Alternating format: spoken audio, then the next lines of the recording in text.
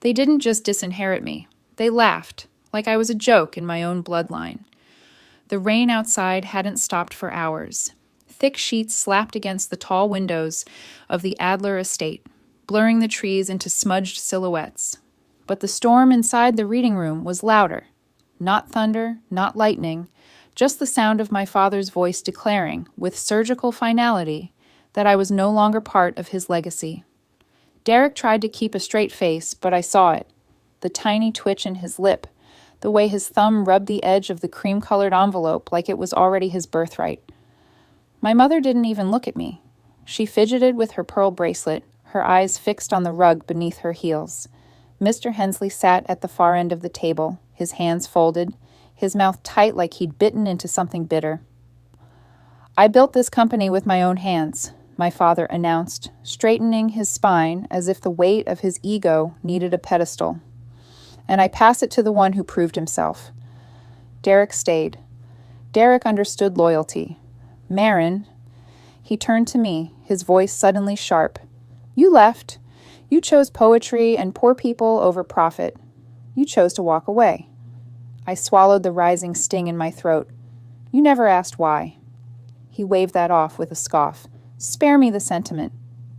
The real world doesn't run on feelings, Marin. It runs on results." Something in me wanted to scream, but I didn't. I sat with my hands folded in my lap, fingers clenched together so tightly they turned pale. I counted breaths. 1, 2, 3, until I stopped shaking. "Let's finalize this," Walter said. "Hensley, go ahead." The lawyer hesitated. His fingers hovered over the folder like it might burn him. I noticed a bead of sweat roll from his temple. My father didn't notice. Of course not. He never looked past what he wanted to see. Derek smirked now, openly. My mother remained a statue. Mr. Hensley cleared his throat. "Before we proceed with the signature..." His eyes met mine for just a second. There was something there. Pity? No. Hesitation. My father narrowed his gaze. "What is it?" "There's one more document," Mr. Hensley said, his voice firming as if bracing against wind. "A clause filed by your late mother, Eleanor Adler. It was sealed, only to be opened under specific conditions." The air turned still. I felt every muscle in the room tighten. "What clause?" Walter demanded. Mr. Hensley slowly pulled a second folder from his case, smaller, weathered. "Your mother left an addendum, quietly notarized, stating that, should her granddaughter Maureen be excluded from the inheritance in any form, this clause would take effect." Walter laughed, that same bitter, mocking laugh I'd heard all my life. "She didn't have authority. The shares were mine." Mr. Hensley didn't flinch. "Actually, she retained 51% voting control of Adler and Sons up until her death. You never challenged it." The room shifted. I heard my mother inhale. Derek's hand stilled on the envelope. "She added the clause 3 weeks before her passing," Mr. Hensley continued. "It was her wish to only reveal it if you disinherited Marin." My father's jaw clenched so hard I could hear it. My hands were still folded, but my fingers had relaxed, just slightly. "She had no right," Walter said, low and vicious. "She had every right," Mr. Hensley countered, "legally and ethically." He looked at me. His voice softened. "This clause only activates if Marin is excluded," the lawyer said, "and I believe today qualifies." They never thought I'd matter. Not until my grandmother's voice echoed through her final words. The silence after Mr. Hensley's declaration didn't feel like victory. It felt like an earthquake, still rumbling beneath the floorboards, waiting to crack everything wide open. Walter's glare bored into the lawyer like he could incinerate paper with his gaze alone. "You're bluffing," he spat. "I assure you I'm not," Mr. Hensley replied, sliding the small yellowed envelope forward with precision. "This is your mother's original filing, notarized, sealed, and held under private request until today." The weight of it settled on the table like a stone dropped in water. Derek shifted in his seat, arms folded tight across his chest, the earlier grin gone. My mother's eyes stayed frozen, wide and empty, like she was watching a slow-moving train wreck she couldn't step away from. I didn't say anything. Not yet. Eleanor had no authority to alter control, Walter barked. I let her keep ceremonial shares. She held 51%, Mr. Adler, Hensley said, calmly but firmly. Until her death. Those shares weren't ceremonial. You just never bothered to look. I wanted to breathe, but my lungs didn't quite cooperate. I was still caught somewhere between shock and something else, something rising, cautious, ancient. My grandmother's voice echoed in my mind like wind through a keyhole. You lead best when no one sees you coming. Mr. Hensley unfolded the second page. Clause reads as follows. Should my granddaughter, Maren Eleanor Adler, be denied any rightful legacy or voting rights within Adler and Sons by her father, Walter Adler, I hereby transfer full control of my shares to her, effective immediately. This shall override all future board appointments and grant her majority control. No one moved. I looked at my father. His face had tightened into something cold and unreadable. This changes nothing, he hissed. She doesn't know how to run this company. This is a farce. Legally, Mr. Hensley said, this changes everything. I watched Derek's hands. They were no longer resting. They were gripping the envelope so hard the edges had curled. You must have known, I said quietly, eyes drifting toward him. You didn't look surprised, just caught. Derek's eyes flicked up, but he didn't respond. He muttered something under his breath. Maybe a curse, maybe my name, I couldn't tell. But his posture had changed. He wasn't gloating anymore. You don't deserve this, Walter said, voice low, venomous. You abandoned this family. You threw everything away. You mean I didn't follow your script, I replied, still soft. There's a difference. A chill had entered the room. Not from the rain, it had quieted outside, but from the shifting balance of power. Walter knew what was happening. He just couldn't admit it yet. Then something caught my eye. The wooden brooch, my grandmother's. It had been sitting on the edge of the table since I arrived. No one had touched it.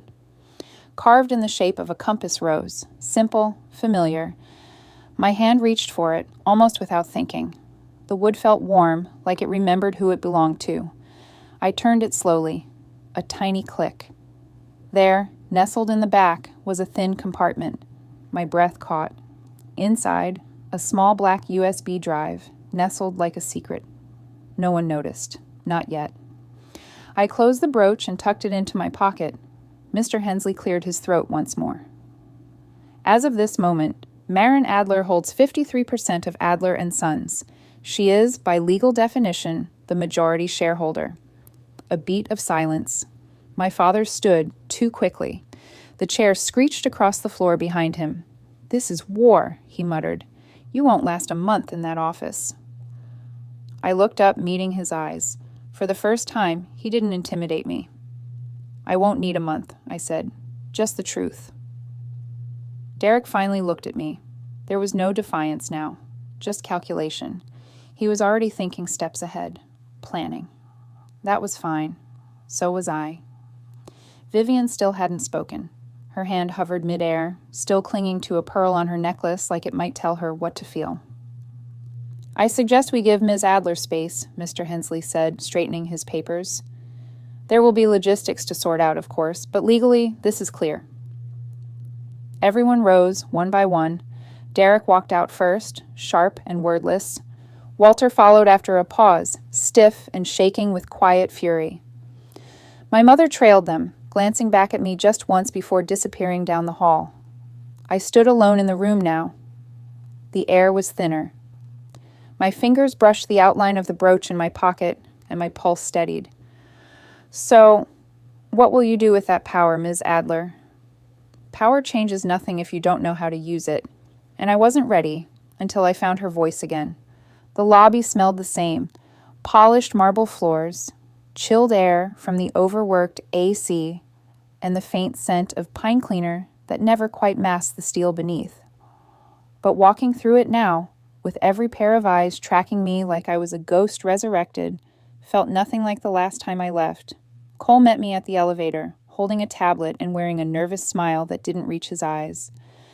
Ms. Adler, welcome back. Maren is fine, I said. He nodded, quickly correcting. Of course. Marin. We stepped into the elevator, and I could feel the static in the air. Not just from the machinery. The building was holding its breath, and I couldn't blame it. The last time I'd been here, I left in silence, thrown under a bus for a business deal I hadn't even touched. Derek's fingerprints had been all over it, but his voice was louder, smoother, more believable. I had said nothing back then. I didn't have the tools. Now I had something else. Control. But that didn't mean I knew what to do with it. My office hadn't changed. It was as if someone had frozen the air in time. The same view of the city, the same black leather chair, even the same orchid, now wilted and yellowing on the windowsill. I set my bag down, stared at the desk for a moment, and exhaled. Power. What a strange, heavy word. I spent the day combing through reports, shareholder minutes, internal memos. Nothing screamed scandal. Yet. But everything felt wrong. Numbers didn't flow the way they should. Bonuses approved at odd times. Supplier invoices rounded too cleanly. There were shadows hiding between the cells of these spreadsheets, and I didn't know where to shine the light yet. By nightfall, the halls were quiet. The glass of the high-rise reflected the dark city like a warning. I sat on the floor of my office, back against the couch, files splayed out around me, shoulders slumped. The chair mocked me from across the room. I didn't feel like a CEO. I didn't even feel like a person. What if they were right? What if I wasn't cut out for this world? I buried my face in my hands. Then came a knock. Gentle, hesitant. I wiped my eyes quickly, rising to open the door. Nina stood there, holding a thermos in both hands, like it might explain why she was there. "Coffee," she offered. I smiled, barely. "You didn't have to." "I know," she said, walking in. "But I figured you looked like someone who hadn't had a win today." I didn't answer. She sat across from me without asking. "Your grandmother gave me something," she said quietly. "A few weeks before she passed. Said to give it to you only when you came back. Not for a visit, for a fight." I sat up straighter. She reached into her coat pocket and produced the same wooden brooch I'd found before, only this one hadn't been tampered with. "I figured you found yours," she said. "But this one, she gave me. I never opened it." I took it, hands shaking slightly. It was identical, down to the grain of the wood. I turned it in my palm. Click. Inside, a small USB. I looked at her. She nodded. She said, "When they bury the truth, make sure she has a shovel." I didn't wait. I crossed the room, plugged the drive into my laptop, heart thudding. The folders were cleanly labeled. Q4 internal, board anomalies, supplier shells. The raw ledger data was damning. Dozens of payments rerouted. Bonus packages reapproved within days of each other, under Derek's sign-off. Company funds filtered into a marketing agency that didn't seem to exist. Layer upon layer of misdirection. I leaned back, jaw tight. She knew. She always knew, Nina said. She just needed someone who wouldn't flinch. I called Miles Chen that night. It rang once before he answered. "Marin?" His voice cracked through the speaker. "You once told me you left with more than just a severance package," I said. There was a pause. "I did," he said finally, "and I've been waiting for someone to use it. Can we meet?" "I'll be there by noon." The next morning started colder. Derek had taken to striding through the office like a returning king, shaking hands, flashing smiles. People watched him like they weren't sure who still held the throne. He burst into my office without knocking. "Bold move," I said, not looking up. "You think you're clever," he snarled, dropping a folder onto my desk. I flipped it open. Screenshots, emails, allegations, fabricated, clumsy, but dressed up enough to sting. Accusations of embezzlement tied to my past charity work, edited images of wire transfers. I stared at them, then up at him. "You're desperate," I said. "I'm protecting what's mine." "You forged these." "Can you prove I did?" he sneered. I stood. "You just threw the first punch," I told him. "Now watch me answer it with the truth." They thought the boardroom was theirs. I only had to light one match. I walked in without hesitation. My heels clicked softly against the floor. the sound sharp and distinct in the charged silence. The room was full, every seat at the long obsidian table taken, but none of the faces looked comfortable. Even the air conditioner seemed to hold its breath. At the head of the table, my father sat with his fingers steepled, his expression unreadable. Derek lounged a few seats down, arm draped casually over the back of his chair like he owned the room. Maybe he thought he still did. I stopped near the head of the table and placed the folder on the glossy surface. Then I held up a small USB between my fingers. "I'll keep this brief," I said. "If any of the allegations made against me are true, I'll resign. Today. But only after you see all the evidence." Murmurs rippled through the room like wind against taut sails. One board member cleared her throat, as if to object, but I was already at the screen. Cole, stationed by the projector, nodded when I gave the signal. The video began, grainy, time-stamped. The angle was from the West Hall security cam near the server room. It showed Derek slipping in late one evening, shoulders hunched, face shadowed. He plugged in a USB drive, waited, unplugged, and left. The timestamp was precise, matching exactly when the falsified documents first surfaced. A hush fell over the room. I tapped a key, and the screen shifted to a spreadsheet, 2 columns side by side. On the left, internal financial data from Eleanor's USB. On the right, public company reports from the past 6 months. The discrepancies were clear: bonus packages, ghost vendor payments, marketing spend that led nowhere. "This is just a glimpse," I said. "All of this was hidden beneath shell accounts and rerouted invoices, and now I'd like to introduce someone who helped connect the dots." The screen split again, this time showing Miles Chen's face, live via video. "Hello, everyone," Miles began. "I worked here until a year ago, until I started asking questions. What Marin has shown you is only part of it. The full forensic trail leads directly to 2 accounts tied to Derek Adler's longtime associate, Ryan Beckett. On paper, Ryan runs a media consultancy. In reality, he runs your missing money." The board was silent. Derek sat motionless, lips parted slightly, but the cocky slouch had disappeared. His eyes darted from face to face, trying to read reactions, searching for an ally that wasn't there. My father still hadn't moved. "I've submitted a full report," Miles continued. "All data has been verified by 2 independent auditors." I stepped back toward the center of the room. My voice didn't need to rise. "I didn't come here to burn this company down. I came to stop the rot. You asked if I could lead. I'm not asking any more." Derek finally stood. "This is ridiculous," he spat. "This is a setup. She hacked into private files, used tampered data. You're all letting this emotional stunt ruin a legacy." Mr. Hensley stood, voice calm but cutting. "All files presented were obtained legally through the estate of Eleanor Adler. The chain of custody is intact and verified." Derek turned toward me, eyes wild. "You're doing this for revenge." "No," I said.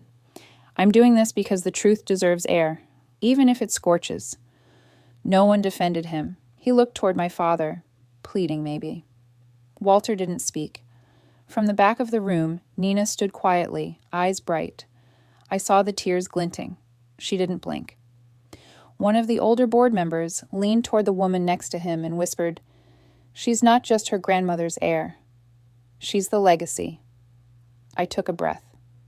"Effective immediately," I said. "Derek Adler is suspended, pending full internal audit. Motion carried." A company doesn't change when the villain leaves. It changes when people believe again. By Monday morning, the building was quieter, but not in the comforting way. It was the quiet of suspicion, of adjustment, of employees peeking over cubicle walls, whispering in kitchens, watching me walk the halls like I might disappear again. Derek was gone, but the echo of his presence still hung in the corners like smoke. I felt it in the way conversations hushed as I passed, in the hesitation when someone handed me a folder, in the way people nodded, but not yet with trust, just muscle memory. Walter hadn't said a word since the meeting, no emails, no texts. His absence wasn't loud, it was surgical, like a cut you don't feel until it starts bleeding. I spent my mornings walking through departments he'd never entered: payroll, logistics, janitorial.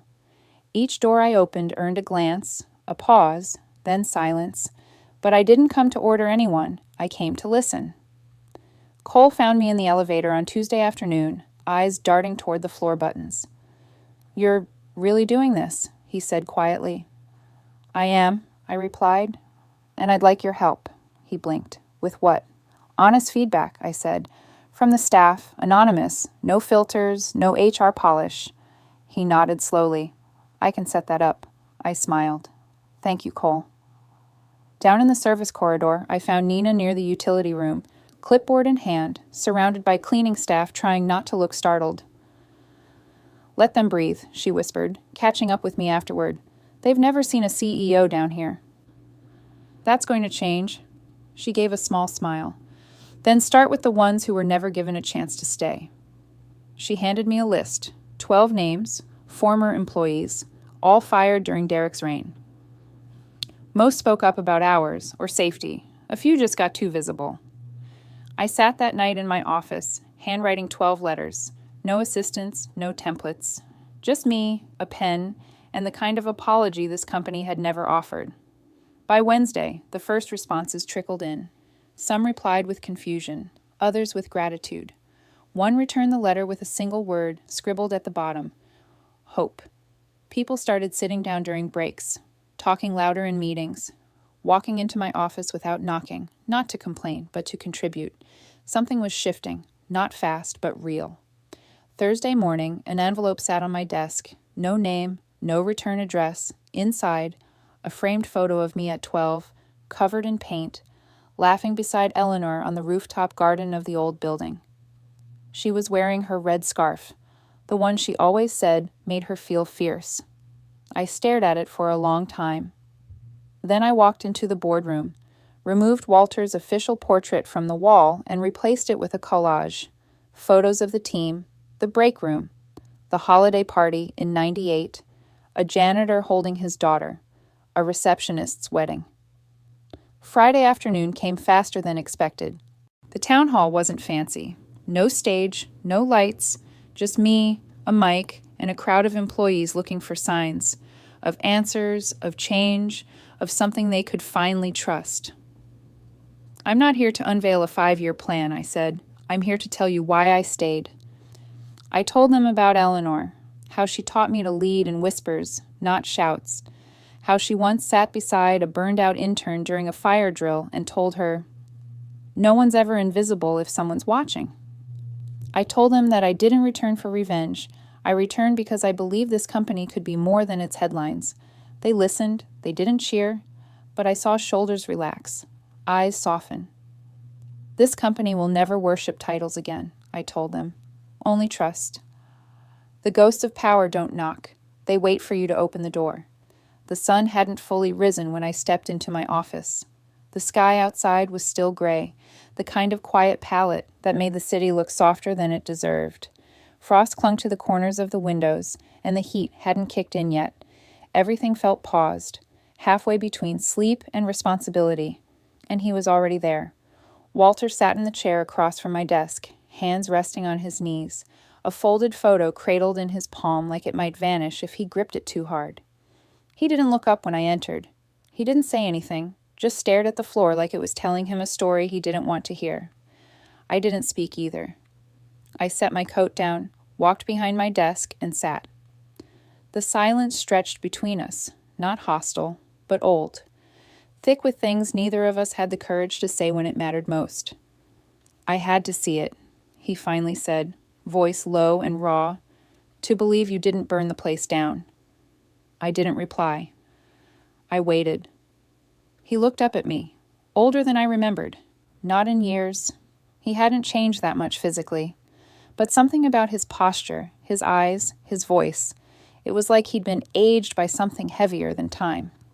"She always said you'd change the family," he continued, unfolding the photo with careful fingers. "Your grandmother, I never wanted to believe it."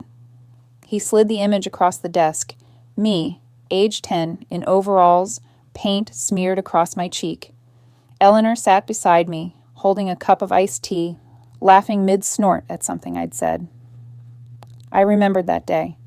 It had rained later, and we danced barefoot on the concrete rooftop, smearing colors into puddles.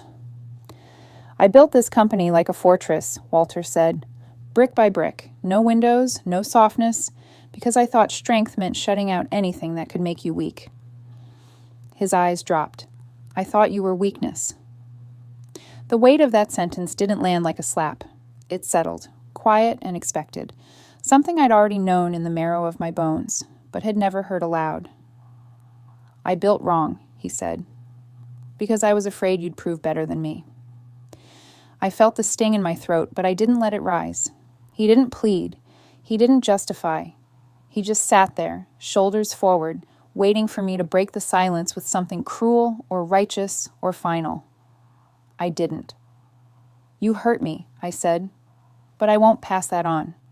His breath caught, almost imperceptibly. The room went still again. I saw the slightest tremor in his fingers before he folded the photo and stood. He didn't try to hug me. He didn't offer a handshake. Just one last look, longer than necessary, full of unspoken things. I don't expect anything, he said quietly. I just needed to say it before I ran out of time. He turned toward the door. I leaned back in my chair. Fix what you can, I told him. There's still time, if you stop wasting it. The wounds left by betrayal don't heal with time. They heal when the truth is finally spoken aloud. Marin didn't need vengeance. She needed the silence to break, the rot to be exposed, and the legacy to be rebuilt, not on fear, but on integrity. Justice didn't come in a storm. It came in stillness, in one voice refusing to be silenced. Like the final chord of a long-forgotten melody, justice may arrive late, but it resonates powerfully once it's heard. No wall of lies can stand forever against the tide of truth.